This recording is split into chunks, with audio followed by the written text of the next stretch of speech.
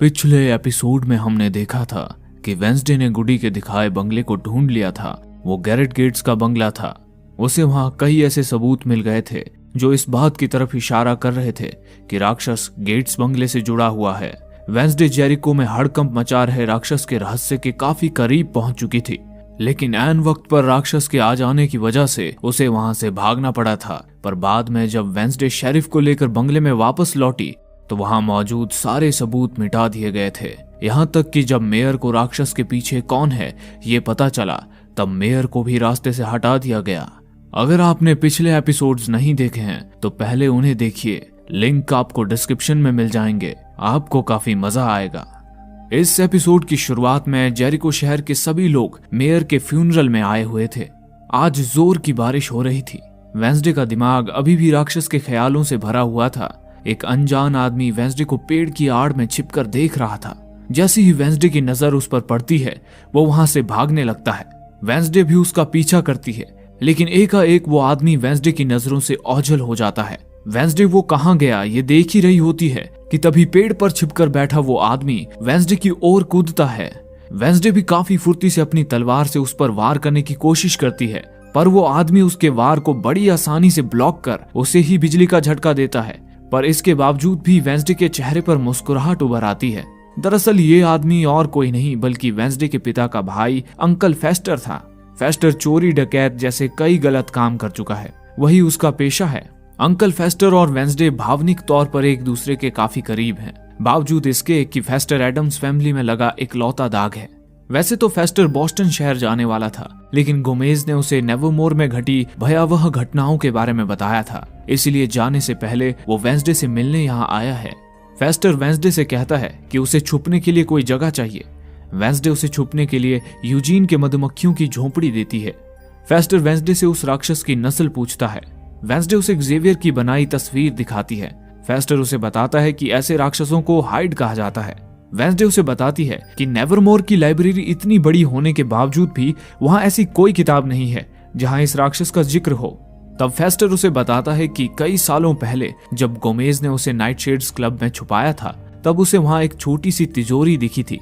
उसे लगा था कि उसके अंदर कोई पैसे या गहने होंगे। हालांकि तिजोरी खोलने पर उसे वहां एक डायरी मिली। वो नेवरमोर के फाउंडर निथेनियल फॉकनर की डायरी थी। नेवरमोर खोलने से पहले निथेनियल फॉकनर ने सारे आउटकास्ट्स की जानकारी इकट्ठा की थी। ये सारी जानकारी उसने उसकी डायरी में लिख रखी थी। ये सुनने के बाद वेंसडे फेस्टर को आज रात नाइटशेड्स क्लब की लाइब्रेरी में मिलने के लिए कहती है। साथ ही जाने से पहले वो उसे कहती है कि अगर पुलिस ने उसे यहाँ ढूंढ लिया तो उस पर जो इनाम है वो उसे अपने नाम करेगी, जिस पर फेस्टर भी मुस्कुराते हुए कहता है कि उसे भी उससे यही उम्मीद है। रात में जब वेंसडे सबसे छुपकर नाइटशेड्स लाइब्रेरी के अंदर जाती है, वहां वो अंकल फेस्टर को आवाज लगाती है, लेकिन उसकी आवाज सुनकर फेस्टर की जगह ज़ेवियर बाहर आता है। वेंसडे उससे पूछती है कि वो यहाँ क्या कर रहा है। जवाब में ज़ेवियर उससे कहता है कि वो नाइटशेड्स क्लब का सदस्य है, इसलिए उसकी बजाय वेंसडे को ये बताना चाहिए कि वो यहाँ क्या कर रही है। वेंसडे कहती है कि वो राक्षस पर रिसर्च कर रही है। ज़ेवियर उसे कहता है कि उसने यहाँ की सारी किताबें छान ली हैं, लेकिन उसे यहाँ राक्षस पर लिखी कोई किताब नहीं मिली, जिस पर वेंसडे उस पर शक करने के अंदाज में कहती है कि उसके होते हुए वो किताब यहाँ हो भी कैसे सकती है। उसकी ये बात ज़ेवियर के दिल को चुभ जाती है। वो वेंसडे से कहता है कि उसे असली दोस्तों की पहचान नहीं है, क्योंकि वो तो पहले दिन से ही उसके साथ है। एक वही था जिसने रोबन से उसकी जान बचाई थी, साथ ही उसकी राक्षस वाली थ्योरीज पर भी यकीन किया था। इसके जवाब में वेंसडे उससे कहती है कि ऐसा कैसे हो सकता है कि हमेशा जहां भी राक्षस होता है वहां कहीं ना कहीं से तुम भी पहुंच जाते हो। ज़ेवियर उससे पूछता है कि अगर वो राक्षस है तो उसने अब तक उसे क्यों नहीं मारा, जिस पर वेंसडे कहती है क्योंकि शायद वो उसे पसंद करता है। हालांकि ज़ेवियर तुम में पसंद करने जैसा है ही क्या कहकर वहां से चला जाता है। ज़ेवियर के जाते ही अचानक फेस्टर वहां आता है। इसके बाद फेस्टर उसे वो तिजोरी दिखाता है जो एक तस्वीर के पीछे छुपा कर रखी गई थी। थिंग उस तिजोरी को बड़ी आसानी से खोलता है और वेंसडे उसके अंदर रखी डायरी अपने पास रख लेती है। कमरे में पहुंचने के बाद वेंसडे और फेस्टर उस डायरी में हाइड की जानकारी ढूंढने लगते हैं। उस डायरी में हाइड के बारे में लिखा होता है कि हाइड शक्तिधारक इंसान आर्टिस्ट की भांति ही इंटेलिजेंट होता है, साथ ही वो काफी गुस्सैल भी होता है। कोई भी हाइड धारक इंसान शुरू से हाइड नहीं रहता, वो तब तक एक इंसान रहता है जब तक उसके अंदर के हाइड को रासायनिक प्रक्रिया से या हिप्नोसिस की मदद से जगाया नहीं जाता। हाइड उसे जगाने वाले इंसान यानी अपने मालिक से काफी वफादार रहता है और अपने मालिक के हर गलत काम में उसका साथ देता है। इससे ये बात साबित हो जाती है कि शहर में हो रही हत्याओं के पीछे एक नहीं बल्कि दो लोग हैं, राक्षस और उसका मालिक। तभी दरवाजे पर दस्तक होती है। दरवाजे से बॉटनी टीचर अंदर आती है। फेस्टर उसके अंदर आने से पहले ही कमरे में कहीं छुप गया था। इनिड ने स्कूल के बचे हुए सालों में एक दूसरी लड़की के साथ हॉस्टल में रहने के लिए प्रिंसिपल के पास अर्जी दी थी। बॉटनी टीचर इनिड और वेंसडे के बीच सुलह कराने आई थी। वो उसे समझाते हुए कहती है कि इनिड और उसके बीच एक अनोखा बॉन्ड बन चुका था। हालांकि वेंसडे अपने ही रूखे अंदाज में उसे अकेले ही रहना पसंद है कहकर इस बातचीत को ही खत्म करती है। अंदर से वो भी जानती थी कि उसे इनिड से लगाव हो चुका था, लेकिन गुडी ने उसे अकेले रहने के लिए कहा था, इस वजह से वो ये सब कर रही थी। बॉटनी टीचर निराश होकर वहां से चली जाती है। अगली सुबह ज़ेवियर अपने आर्ट रूम के सामने मोबाइल पर किसी से बात कर रहा होता है। वो किसी को तुरंत मिलने के लिए कह रहा था। अचानक वेंसडे उसके सामने आती है और उससे पूछती है कि वो किससे बात कर रहा था, पर ज़ेवियर वेंसडे से पहले से गुस्सा था। वो उसे कोई भी जवाब दिए बगैर वहां से चला जाता है। फेस्टर ने ज़ेवियर की साइकिल पर ट्रैकर लगाया था। इसके बाद फेस्टर और वेंसडे दोनों फेस्टर के अनोखे स्कूटर पर सवार होकर उसका पीछा करने निकल पड़ते हैं। आगे ज़ेवियर साइकेट्रिस्ट से जाकर मिलता है और दोनों में कुछ बातचीत होती है। इसके बाद वो साइकेट्रिस्ट के साथ बैठकर कहीं चला जाता है। वेंसडे का ज़ेवियर ही हाइड है, ये शक और गहरा होता जा रहा था। वो तुरंत इस बात से प्रिंसिपल को आगाह करने उसके कैबिन में जाती है। हालांकि साइकेट्रिस्ट वहां पहले से ही मौजूद थी। वेंसडे अपने शक को यकीन में बदलने के लिए बातों ही बातों में साइकेट्रिस्ट से ये बात उगलवाती है कि उसे हिप्नोसिस भी आती है। साइकेट्रिस्ट को हिप्नोसिस आती है। ये बात सुनकर वेंसडे का शक यकीन में बदल जाता है कि हाइड राक्षस के पीछे ज़ेवियर और साइकेट्रिस्ट का ही हाथ है, क्योंकि हाइड को जगाने के एक तरीके में हिप्नोसिस भी शामिल है। कॉफी शॉप में वो यही बात फेस्टर के साथ डिस्कस कर रही होती है। तभी टाइलर वेंसडे को कॉफी देने आता है। वेंसडे उसकी जान पहचान अपने अंकल से करवाती है। टाइलर की नजर उस डायरी पर भी पड़ती है। वेंसडे उसे बताती है कि जेरिको में हड़कंप मचाने वाले राक्षस को हाइड कहा जाता है। टाइलर भी कहता है कि उस दिन जिसने उस पर हमला किया था वो ऐसा ही था। तभी शेरिफ वहां आता है। शेरिफ दोनों को साथ देखकर टाइलर को याद दिलाता है कि उसने उसे वेंसडे से दूर रहने के लिए कहा था। शेरिफ उसे एक पोस्टर चिपकाने के लिए देता है जिसमें एक वांटेड क्रिमिनल की तस्वीर होती है। वो वांटेड क्रिमिनल और कोई नहीं बल्कि अंकल फेस्टर है। शेरिफ टाइलर को बताता है कि फेस्टर ने एक बैंक लूटा है। वो टाइलर से पूछता है कि क्या उसने फेस्टर को कहीं देखा है। हालांकि टाइलर जानते हुए भी मना कर देता है। वेंसडे फेस्टर को बचाने के लिए उसका शुक्रिया अदा करती है। टाइलर वेंसडे को उसके साथ डेट पर चलने के लिए कहता है। वेंसडे बहाना देकर मना करने की कोशिश करती है, पर टाइलर उसे याद दिलाता है कि पिछली बार वो उसकी वजह से राक्षस के चंगुल में फंस गया था। इस वजह से उसे इस बार उसके साथ डेट पर आना ही होगा। आखिरकार वेंसडे कर्ज चुकाने के लिए ही सही लेकिन डेट के लिए मान जाती है। टाइलर उसे रात 9 बजे क्रैकस्टोन की गुफा में आने के लिए कहता है। वेंसडे थिंग को डायरी की जिम्मेदारी सौंपती है और डेट के लिए क्रैकस्टोन की गुफा में जाती है। वहां पहुंचने के बाद वो टाइलर को साफ शब्दों में बताती है कि वो सिर्फ यहाँ उस दिन का कर्जा चुकाने आई है। टाइलर उसे एक गुलाब का फूल देता है और अपनी आंखें बंद करने के लिए कहता है। इसके बाद वो उसे गुफा के अंदर ले जाता है और उसे अपनी आंखें खोलने के लिए कहता है। टाइलर ने गुफा को काफी अच्छे से सजाया था। उसने वेंसडे की पसंद को ध्यान में रखते हुए एक हॉरर मूवी का भी इंतजाम किया था। दोनों साथ में मूवी देखते हैं। गुफा से थोड़ी ही दूर शेरिफ फेस्टर को ढूंढ रहा था और उसे वहां फेस्टर की बाइक मिल गई थी। वो बाकी पुलिस वालों को आसपास की जगह अच्छे से छानबीन करने के लिए कहता है। गुफा में मूवी देखने के बाद टाइलर वेंसडे को अपने दिल की बात बताता है। हालांकि वेंसडे उसे आगाह करती है कि वो किसी की मोहब्बत तो क्या दोस्त बनने के लायक भी नहीं है, पर टाइलर उसकी बात को अनदेखा कर कहता है कि तुम चाहे कुछ भी कहो, मेरा फैसला नहीं बदलने वाला। वेंसडे भी उसे अंदर ही अंदर चाहने लगी थी। दोनों एक दूसरे को किस करने ही वाले होते हैं कि तभी शेरिफ दरवाजा खोलकर अंदर आता है। शेरिफ इन दोनों को गुफा में देखकर चौंक जाता है, लेकिन वह उन्हें जल्दी से वहां निकल जाने के लिए कहता है और खुद भी वहां से चला जाता है। वेंसडे के कमरे में एक भयावह दृश्य उसका इंतजार कर रहा था। कमरे में पहुंचने पर वो देखती है कि उसके कमरे का सामान इधर उधर बिखरा पड़ा है। तभी खून की बूंदें टपकने की आवाज आती है। किसी ने थिंग को चाकू मारकर बेरहमी से दीवार पर लटकाया था।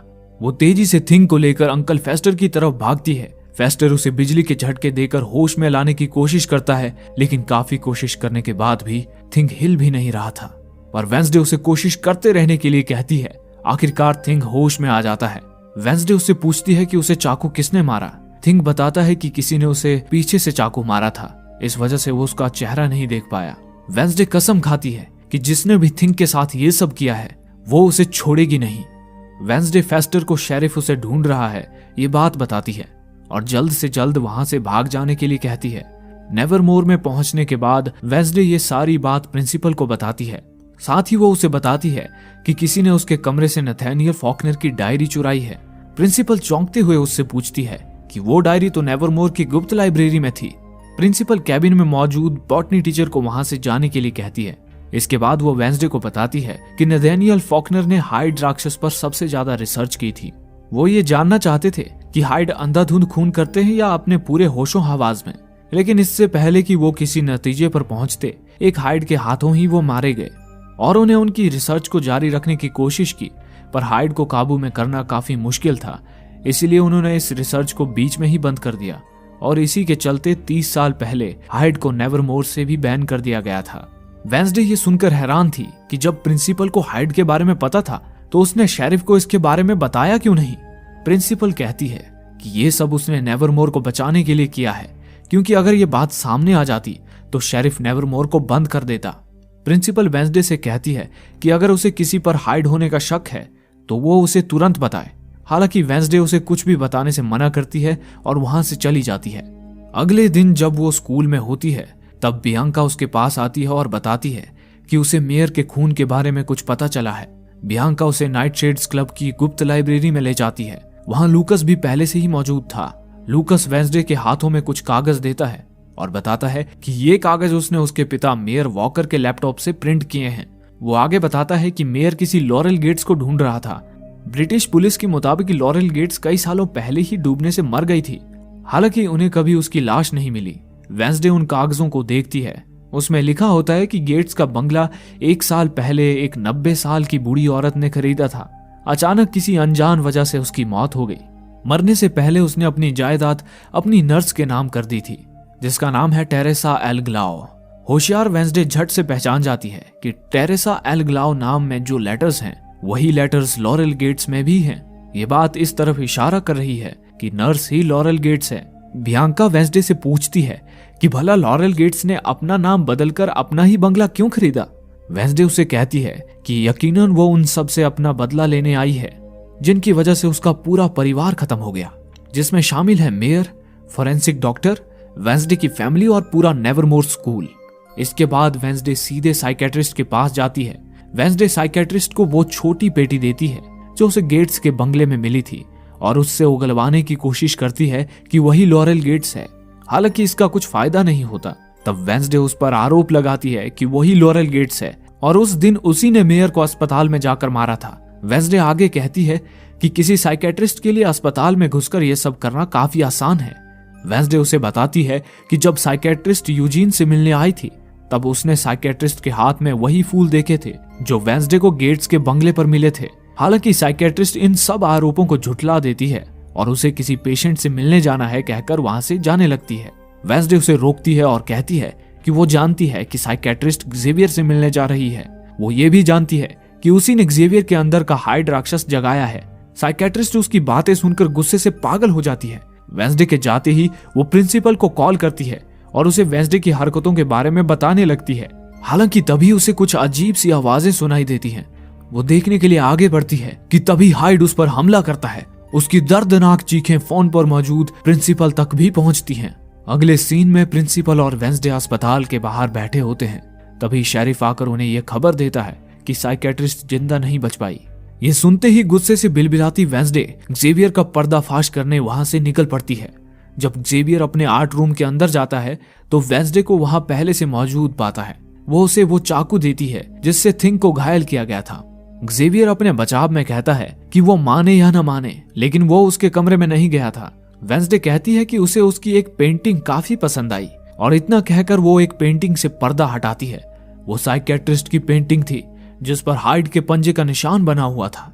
वेंसडे उसे और भी कुछ चीजें दिखाती है जो जेवियर की मेज पर रखी थी, जैसे यूजीन का चश्मा और इनहेलर, वेंसडे के छुपकर लिए हुए फोटोज और साथ ही साइकेट्रिस्ट का नेकलेस। वो चीजें देखकर जेवियर के चेहरे की हवाइयां उड़ जाती हैं। इससे पहले कि वो अपने बचाव में कुछ कह पाता, शेरिफ पुलिस के साथ अंदर आता है और पुलिस एक्जेवियर को गिरफ्तार कर अपने साथ ले जाती है। हालांकि एक्जेवियर बार बार पुलिस और वेंसडे से कह रहा था कि उसे फंसाया गया है। जब वेंसडे अपने कमरे में वापस लौटती है तब उसे अपने कमरे में इनिड दिखती है। इनिड अपना सारा सामान लेकर वापस रहने आई थी। वेंसडे उसे वापस आने की वजह पूछती है। इनिड कहती है कि जब वो यहाँ नहीं थी तो किसी ने थिंग को चाकू मार दिया था, इसलिए तुम दोनों की देखभाल के लिए कोई तो चाहिए। इनिड फिर से पहले की तरह उन दोनों की जगह के बीच टेप लगाने के लिए टेप हाथ में लेती है, पर वेंसडे उसे टेप की जरूरत नहीं है कहकर उसे वापस रखने के लिए कहती है। इनिड कहती है कि उसमें और वेंसडे में कुछ तो है जिसने उसे वापस वेंसडे के पास आने पर मजबूर कर दिया। दोनों में फिर से सारी चीजें पहले की तरह हो जाती हैं। इनिड उससे टाइलर के बारे में पूछती है। इनिड को थिंग ने वेंसडे और टाइलर की डेट के बारे में बताया था। वेंसडे उसे कहती है कि पिछली बार किसी ने उनकी डेट को बीच में ही रोक दिया था। इनिड उसे बताती है कि आज टाइलर की लेट शिफ्ट है, इस वजह से वो आज उसके साथ वक्त बिताने जा सकती है। वेंसडे पिछली बार की अधूरी डेट को पूरी करने टाइलर के पास जाती है। टाइलर उससे पूछता है कि क्या वो उसकी गर्लफ्रेंड बनने के लिए तैयार है। वेंसडे का जवाब उसकी आंखों में साफ नजर आ रहा था। दोनों एक दूसरे को पैशनेटली किस करते हैं। तभी वेंसडे को एक विजन दिखता है। वो देखती है कि हाइड साइकेट्रिस्ट को मार रहा है और देखते ही देखते हाइड टाइलर में बदल जाता है। ये देखकर वेंसडे के होश उड़ गए थे। वो टाइलर से बिना कुछ कहे वहां से भाग जाती है और यहीं पर ये एपिसोड समाप्त होता है।